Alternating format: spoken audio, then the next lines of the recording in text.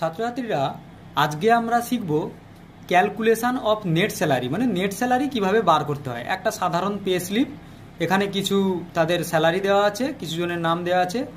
DA বার করব কি করে? ডিএ বার করতে গেলে একদম সহজ, যে আমরা এখানে ইকুয়াল চিহ্ন দেব, দেওয়ার পর বেসিক স্যালারি ইনটু এই 15%, তো 15% আমরা দিয়ে পার্সেন্টেজ চিহ্ন দিয়ে আমরা এটাকে ক্যালকুলেট করে দেবো। তারপরে আবার এটাতেও সেই একইভাবে সমান চিহ্ন দিয়ে এইচআরেও বার করতে গেলে বেসিক স্যালারি ইন্টু 18%, 18 দিয়ে দেবো, দিয়ে পার্সেন্টেজ চিহ্ন।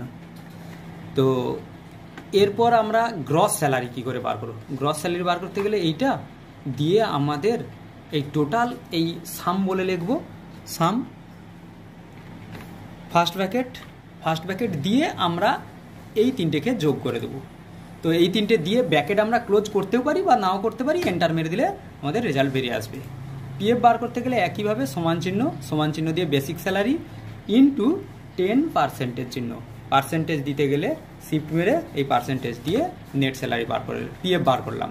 তো নেট স্যালারি বার করতে গেলে সমান চিহ্ন দিয়ে এই গ্রস স্যালারি বিযুক্ত এই পিএফ বাদ দিলে যেটা হবে সেটা হচ্ছে নেট স্যালারি। এবারে একসঙ্গে এদের বার করতে গেলে আমাদেরকে এটাকে পুরোটাকে সিলেক্ট করতে হবে, সিলেক্ট করে দিয়ে এই কোণের ছোট অ্যারো চিহ্ন দিয়ে আমরা এখানটা টেনে দিলেই আমাদের নেট স্যালারি বেরিয়ে যাবে।